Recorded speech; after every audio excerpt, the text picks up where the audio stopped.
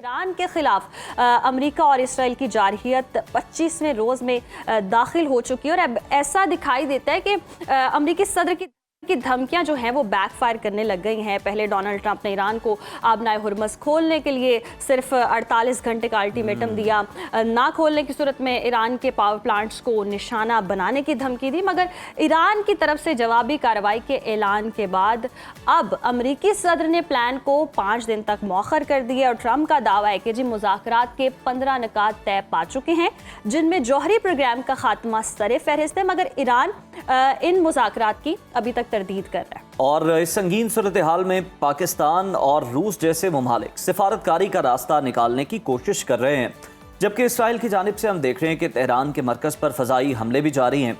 तो क्या ट्रंप की पीस थ्रू स्ट्रेंथ यानी ताकत के जरिए अमन की पॉलिसी कामयाब होगी, या फिर हम एक ऐसी जंग की तरफ जा रहे हैं जिसका ईंधन पूरी दुनिया बनेगी आगे चलकर? इन तमाम दिफाई मामलात पर तफसीली गुफ्तगू कर लेते हैं।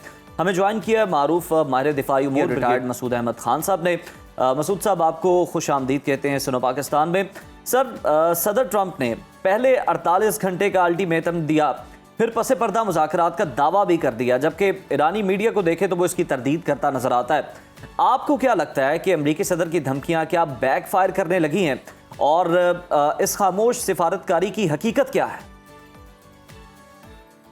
जी बहुत शुक्रिया। देखिए, मेरे ख्याल में बैकफायर भी आप कह सकते हैं किसी हद तक, लेकिन ये है कि एक जो प्रेशर बिल्ड हो रहा है और उन्होंने रियलाइज कर लिया है कि दीवार इज गेटिंग कॉस्टली, और स्पेशली जिस तरीके से इम्प्लीकेशंस हुई है, नॉट ओनली जो जीसीसी कंट्रीज है जो उन पर बड़ा प्रेशर है, और जो एक स्ट्रेटजी ईरान की थी इंटरनेशनली भी आप देख लें इसकी इम्प्लीकेशन हम देख सकते हैं। इन्फ्लेशन है, शिपिंग में मसले, इंश्योरेंस के मसले आ रहे हैं, और जो गैस के प्राइसेस, सोरिंग प्राइसेस हैं, ऑयल के प्राइसेस हैं, स्पेशली जो अमेरिका के अपने एलाइज है उसको इफेक्ट कर रही थी। और फिर आपने ये भी देखा है कि NATO countries they were not willing कि ज्वाइन कर लें, और सिमिलरली हमने ये भी देखा यूरोपियन यूनियन भी नहीं थी। फिर एक जो मिसाइल जो फायर हुआ मिस्टीरियस सर्कमस्टांसेस में टुमास डेगो गार्सिया, तो उसका भी लोग का भी कहानियां मिस्ट्री है कि किसने फायर किया। ईरान ने डिनाई किया, और फिर ये भी पॉसिबिलिटी है उसको फायर करके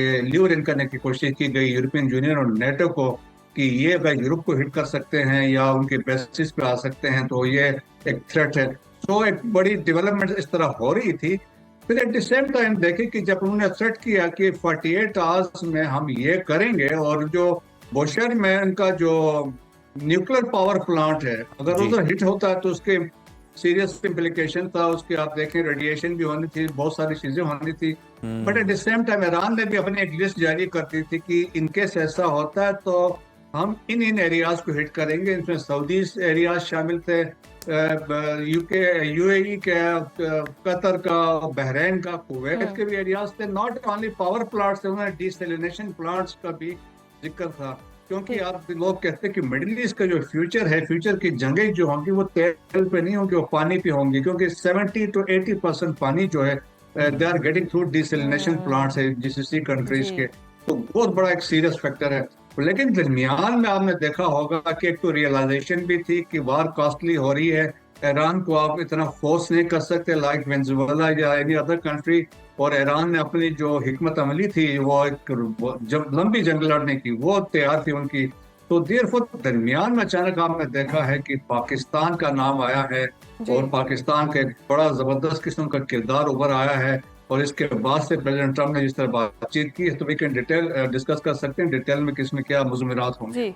जी अच्छा मसूद साहब, जिस तरह से हम देख भी रहे हैं मुज़ाकरात की तरफ अगर बात चल रही है, मुतालिबात मानने और मनवाने की भी बात चल रही है। ट्रंप का कहना है कि जी जौहरी प्रोग्राम का खात्मा मुआहदे का पहला, दूसरा और तीसरा नुक्ता है। क्या ईरान अपनी बका की अलामत समझे जाने वाले इस प्रोग्राम से दस्तबरदार होने का आपको लगता है कि ख़तरा मोल ले सकता है? मेरा ख्याल में कर लेगा, क्योंकि ऑलरेडी जो बातचीत हो रही थी, जो देखें जो जिनीवा में हुई, जो नेक्स्ट वियना में होनी थी, ऑलरेडी अंडरस्टैंडिंग तो हो चुकी थी, तो उस पर तो कोई मसला नहीं होगा। ऑलरेडी देखे जो रहबर थे जो अली खामनाई शहीद ने ऑलरेडी एक फतवा भी दिया था इसके अगेंस्ट, तो वो एक पॉसिबिलिटी थी। तो इसमें कोई मसला मेरे ख्याल में नहीं होगा, और लाइकली इसमें वो they would like to move forward, क्योंकि मसले जो प्रेशर है अमेरिका के लिए भी है, ईरान के लिए भी है, और देखें जिस तरीके से डिस्ट्रक्शन हो रही है, ऑलरेडी मसाइल हैं, तो मेरे ख्याल में वो कोशिश करेंगे तो अंडरस्टैंडिंग होगी। दरमियान में देखें कि जो बिहाइंड द सीन जो बातचीत चल रही थी, उससे जिस तरीके से ट्रम्प ने भी कहा कि एक अंडरस्टैंडिंग हो रही है बातचीत में, जी तो जिसमें यकीनन इसमें की इम्पोर्टेंट जो ईरान की तरफ से है, उनके स्पीकर है मजलिस के और फिर उनके फॉरेन मिनिस्टर है, वो बातचीत में शामिल हैं। जी और यकीनन इसमें एक बहुत लाइकली एक ब्रेक थ्रू होने जा रहा है, उम्मीद की जा सकती है। सर, ये ब्रेक थ्रू ब्रिगेडियर साहब देखा जाए तो किस कॉस्ट पर होगा? क्योंकि हम देख रहे हैं कि सदर डोनाल्ड ट्रंप जो है, उनकी जो रिजीम चेंज की ख्वाहिश है वो ख़त्म नहीं हो रही और एक बार फिर उसका वो इजहार करते भी नजर आ रहे हैं। मौजूदा जो दाखिली हालात हैं उसमें क्या ईरान के अंदर किसी बड़ी सियासी तब्दीली के इम्कानात आपको नजर आते हैं या फिर बैरूनी जारियत ईरानी कौम को मजीद मुत्तहिद ही करेगी?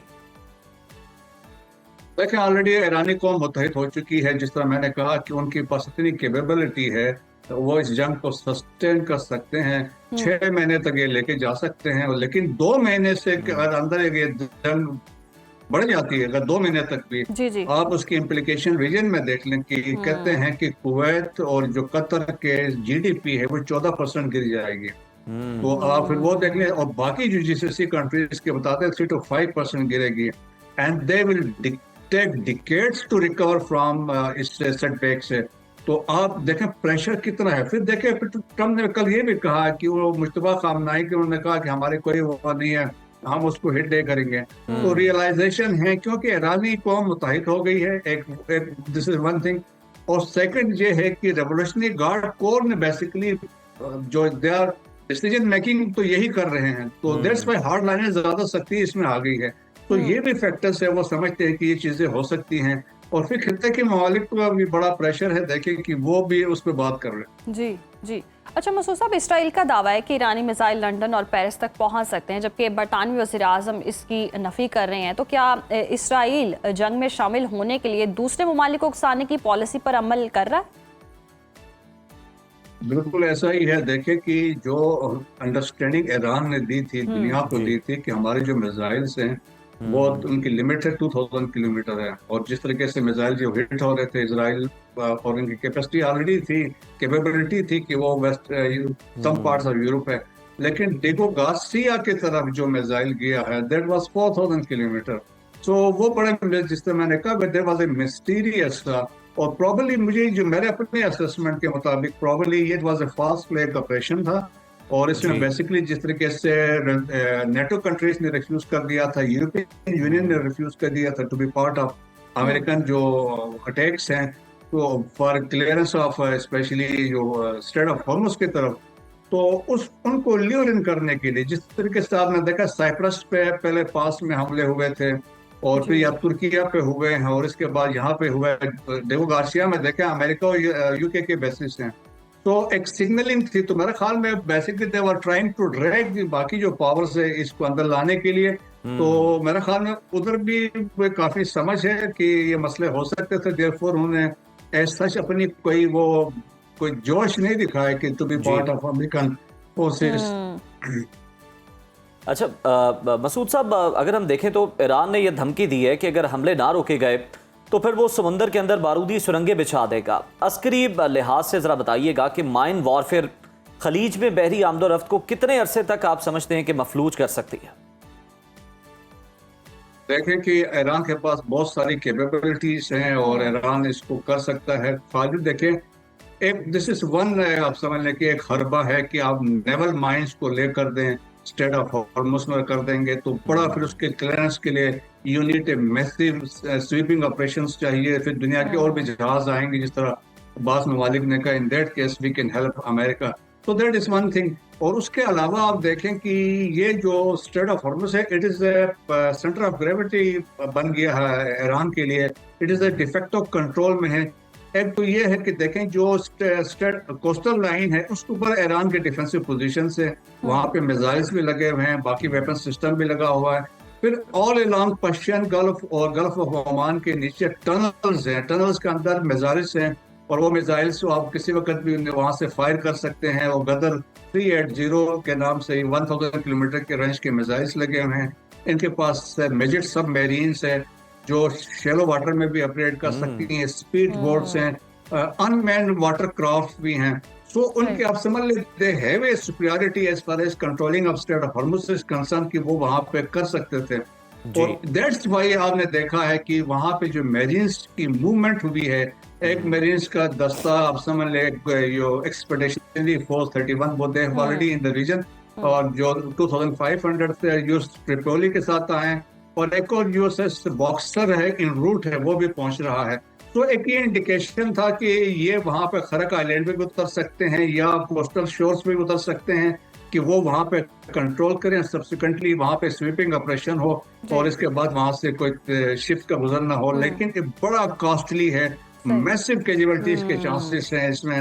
और फिर आपको पता है कि अगर ऐसे सूरत हाल होती है तो कि वो जो अमेरिका में जो सही पब्लिक ओपिनियन है वो ट्रम्प के अगेंस्ट भी जा सकता है, क्योंकि मिड टर्म इलेक्शन नवंबर। बिल्कुल मसूद साहब, मिड टर्म इलेक्शन भी हैं और पब्लिक ओपिनियन जो है वो डोनाल्ड ट्रंप के खिलाफ भी जा सकता है, और सूरत हाल अभी भी हम ऐसी ही देख रहे हैं, क्योंकि अमेरिका में बहुत से लोग थे जो ये जंग नहीं चाहते थे, और फिर भी डोनाल्ड ट्रंप ने ये जंग जो है वो शुरू कर दी, और प्लान भी नहीं था और बहुत ज़्यादा क्रिटिसाइज़ भी किया जा रहा है। लेकिन इस सारी सूरत हाल के बावजूद अगर हम पाकिस्तान के किरदार की बात करते हैं, और जैसे कि हम कर भी रहे थे, वज़ीर आज़म शहबाज शरीफ ने ईरानी सदर से यकजहती का इजहार किया है, तो पाकिस्तान के लिए इस जंग में गैर जानिबदार रहना कितना मुश्किल होगा अगर ईरान के पावर प्लांट्स पर बराह रास्त हमला होता है? पहले जो अभी जो रिसेंट डेवलपमेंट्स हुई हैं, जो कल के डेवलपमेंट्स हैं, और जिसमें बातचीत की जो प्रेसिडेंट ट्रम्प ने बात की है, तो बिहाइंड द सीन देखें सबका मुतफ़िका फैसला है।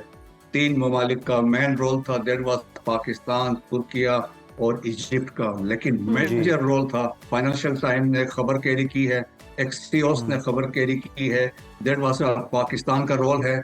और उन्होंने फाइनेंशियल टाइम्स ने लिखा है कि field marshal Asim Munir spoke to US leadership इतवार को। तो दैट इज बड़े मैसिव किस्म के डेवलपमेंट है as far as Pakistan is concern. Pakistan की जो वैलिडेशन है दुनिया भर में वो हो रही है, पाकिस्तान का जो एक्सेस है पावर सेंटर्स में ईस्ट में और वेस्ट में पाकिस्तान की वो रिकग्नाइज हो रही है।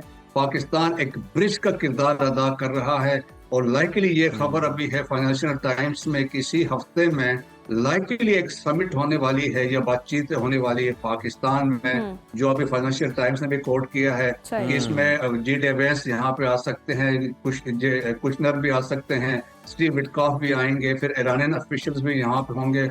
यहाँ पे कोशिश इस्लामाबाद में की जाएगी कोई आपस में कोई बातचीत तो करके एक अंडरस्टैंडिंग है। तो पाकिस्तान की जो स्ट्रेटेजिक रेलेवेंस है, global relevance, that has been established. और डिस्पाइट द इफेक्ट आपने देखा होगा रिसेंटली पाकिस्तान में क्या अगेंस्ट पाकिस्तान की लीडरशिप के अगेंस्ट बहुत एंटी नैरेटिव जो मुखालिफ नैरेटिव चले थे, लेकिन देखें उसके बावजूद यहाँ पे कोशिश की गई थी सेक्टेरियन रिफ्ट क्रिएट करने के लिए, एक डिवाइड क्रिएट करने के लिए, लेकिन उसमें भी उनको शिकस्त हो गई। बिल्कुल बिल्कुल बिल्कुल ऐसी सारी चीजें जो है ब्रिगेडियर साहब हम देख भी रहे हैं, और इनको काउंटर भी किया गया और वो खुद ब खुद दम भी तोड़ गई हैं, क्योंकि पाकिस्तान जो है वो बहुत ज्यादा रेलिवेंट है, और सारी दुनिया जो है मई वॉर के बाद पाकिस्तान की अहमियत और कदर को जान चुकी है, और पाकिस्तान इसलिए एक बड़ा अहम किरदार भी अदा करने जा रहा है। बहुत शुक्रिया ब्रिगेडियर साहब।